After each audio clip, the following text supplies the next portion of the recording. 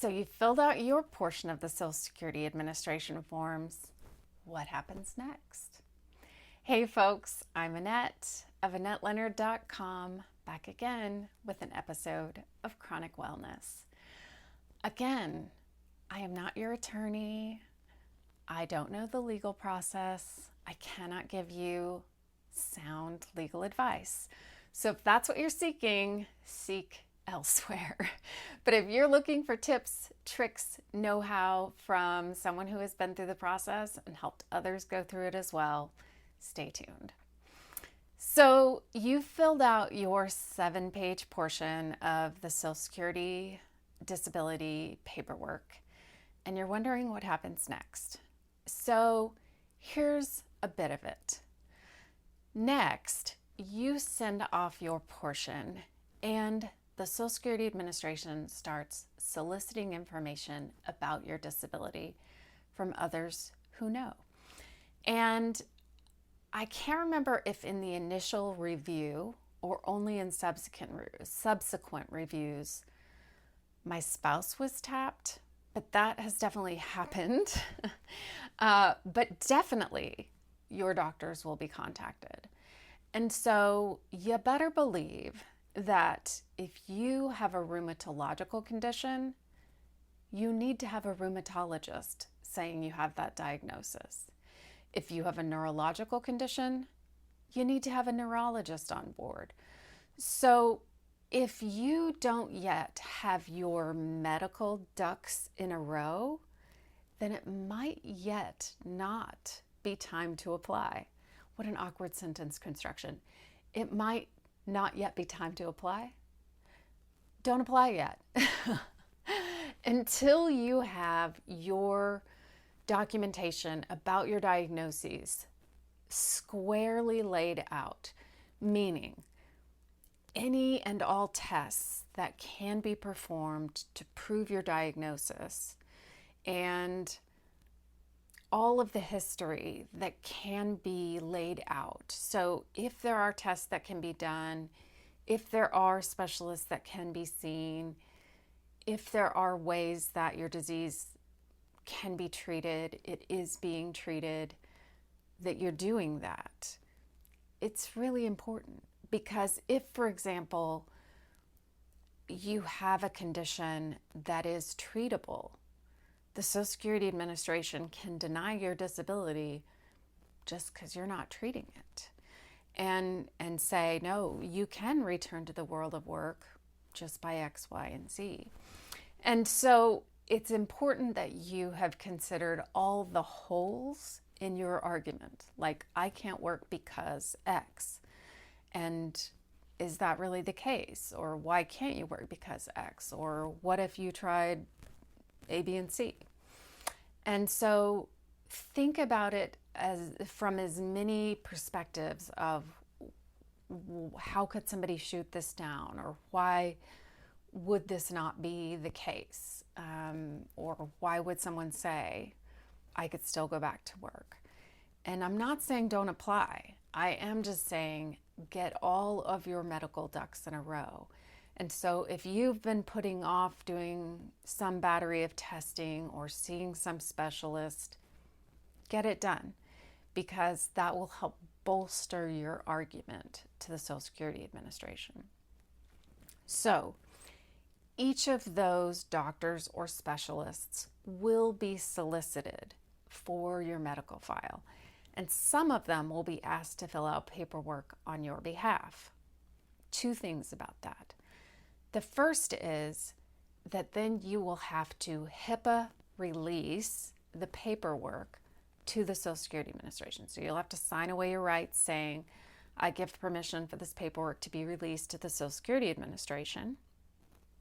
And sometimes that can be done with just a blank, I release this information, and it gets sent to Social Security Administration. But sometimes it's a little more circuitous, where that particular hospital or that particular doctor's office has their own form. And so you'll get a letter saying, fill this out so that we can release it to the Social Security Administration. And so that paperwork can take a long time to get into the hands of Social Security Administration for them to even review it. So that's the first part. The second part is, right, so releasing paperwork. Then the second part is that sometimes they'll ask for some of your doctors to fill out paperwork on your behalf. Some doctors will, and some doctors won't. And you don't always know ahead of time. And this can be eminently frustrating. And there's no way you can compel a doctor to do that paperwork. Some just say a blanket, like, no, I don't fill out disability paperwork. And there you are, just hoping that the evidence in your medical file is strong enough to stand up to what Social Security Administration needs. And sometimes it's a matter of they'll do it, but they require a fee. And sometimes they just won't. But for any of your physicians who are willing to complete paperwork on your behalf, I took copies of anything that I sent to the Social Security Administration. I always do that as a matter of course, for a couple of reasons. First of all, if my paperwork gets lost, I don't want to have to recreate that document. Second of all, there are times that I have to update my paperwork, and I like to be able to just refer back to what I've said in the past instead of having to reinvent that wheel. And third, I think it's really helpful to send to my physician what I have already completed so that they also don't have to reinvent the wheel, but also if they want to see what I am listing as my disabling conditions, they have that right in front of them. And nobody's ever told me to do that. Nobody's ever told me not to do that. And so that's what I do. And I imagine if I'm a doctor and have a busy day and a busy caseload, it's helpful to be like, oh, this is what Annette listed. It corroborates what I have in her file. I'm going to put that down. And so you might be up against some obstacles for specialists and physicians who are unwilling to complete that paperwork. But it is then very important that your medical record, things like patient complains of, patient has, patient is diagnosed with, all supports what you have said from the beginning are the reasons that you are unable to return to the world of work.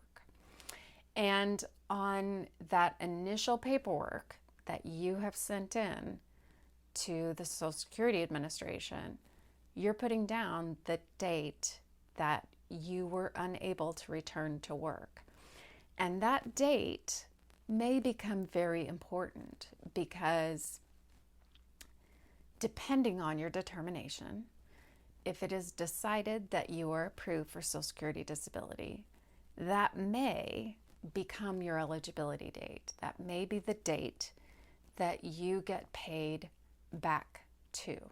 That's not always the case, but sometimes it's the case. And if that's true, it might not only mean back pay in a large sum, but it might also mean that that is the date by which you are eligible to start your determination for Medicare. Now, many people do not realize that Medicare is a benefit that goes along with Social Security disability eligibility. However, you do not become Medicare eligible until you have been receiving benefits for 2 years. So that again is why your eligibility date becomes critical, because if it is more than 2 years ago from the time of your determination, then you're already eligible for Medicare by the time you start receiving benefits. If not, then that insurance doesn't kick in until a little bit further down the road. So each of these components becomes important in the long run. So details really matter when filling out these forms. So take your time, do it in the moments when you have the clearest head, and don't rush through.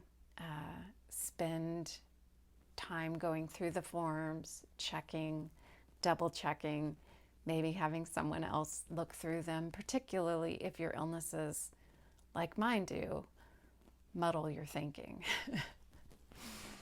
All right, so you complete your forms, your doctors complete their forms, you've signed all the waivers so that Social Security has all of the information in your file, and then they do a review. And that means that a case manager is assigned to your file. You don't know who it is, but they read through all of the documentation and all of the supporting documentation and all of your argument and each of your doctor's statements, and they make a determination. And sometime long after you have applied for disability, you'll get a letter in the mail that you'll sort of hold your breath or ask somebody else to open, or maybe you'll just tear into it at the mailbox, and it will say approved or denied. And just know that it'll probably be denied, because some unholy number, something like 87% of all disability claims are denied the first time through. And I don't know if that is just their way of gatekeeping, if that is just their way of discouraging people and trying to encourage people back to work, or if that's really their belief. But keep your chin up. There's still a way through. And most of the people I know who are receiving Social Security disability benefits got there on appeal. So we'll talk about appeals in the next chapter, but just know that denial is a part of the process. As far as most people are concerned, you don't get through the process on the first try, and that's a hard and unfortunate and frustrating reality, but it doesn't mean that you're doing it wrong or that you're not eventually going to receive benefits. All right. Comments, questions, pro tips, please leave them in the comments below if you're watching this on YouTube, or if you're listening to this on audio, do the same, or find me on Instagram. Let's continue the conversation. And as ever, it's remarkable to me that some of you find me and are gracing me with your time and energy. I love you. I think about you all the time, and I'm grateful you're here. Until we're together again, thank you, and be well.